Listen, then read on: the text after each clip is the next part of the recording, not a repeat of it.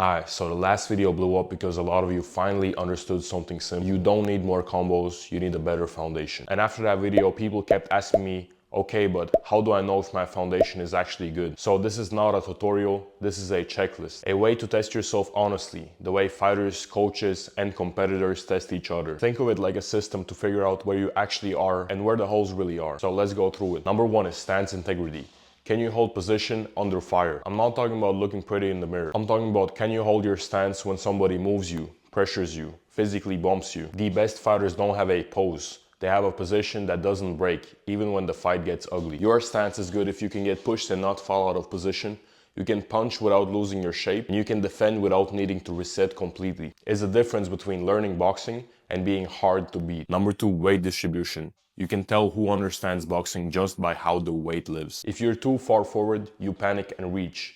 If you're too far back, you're late on everything. Weight distribution isn't a percentage, 60 on one leg, 40 on the other. It is readiness. Ask yourself, can I push off of either leg at any moment without shifting first? If the answer is no, your reactions are slow before the punch even comes. Number three, step in mechanics. Do you get in without falling in? A clean entry is the biggest truth teller in boxing. Most people don't step in.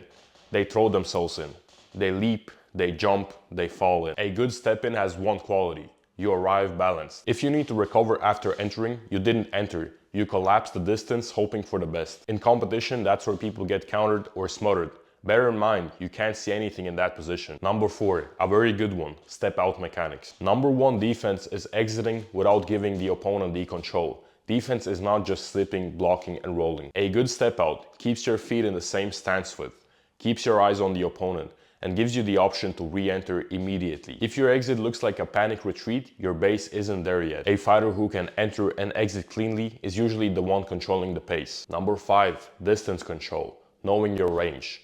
This is where actual ring IQ starts. Have you ever sparred someone and thought, I can't reach this guy. I just can't reach him with my punches. I can't enter, I can't even touch him. It is because you're in the wrong place at the wrong time. Here's the crazy truth.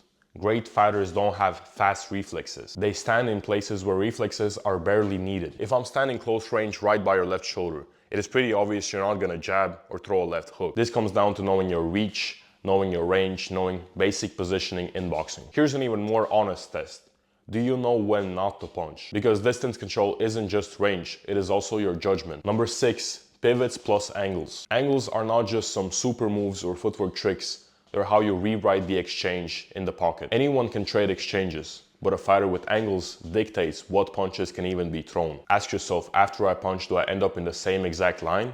If yes, then you're predictable. If no, you're starting to control outcomes instead of reacting to them. Because once you're in that position, it's already too late to try to react and reset. And this is how a lot of winners outscore fighters who are technically better than them. And number seven, last, but I should have probably put this as the number one. It's your rhythm and resetting after throwing punches. Now, reset is the real separator.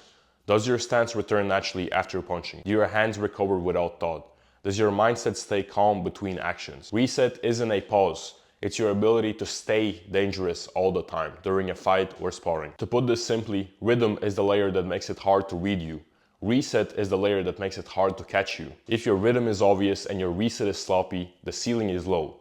Fix these and everything else expands. So if this checklist exposed some gaps in you, that is a good thing. Now you actually know what to work on, instead of some crazy new advanced next combo. In the comments, tell me which part of your base feels the weakest right now, and which part of the checklist you want me to break down next. I try to read all the comments and take into account the ideas for the next video. If you want a structured way to fix your base, I put everything into a 4-base system with 56 rounds of drills you can start today. It is for people who want to build their footwork and foundation in their own time. I'll put the link in the description. If this video helped you, press the like button. It does help the channel grow. On my other social medias, I post daily videos on sports performance, boxing IQ, and growth mindset for athletes who want better movement and better results. If that is you, subscribe and we'll keep building together. I post these YouTube videos weekly now, so I'll see you next week.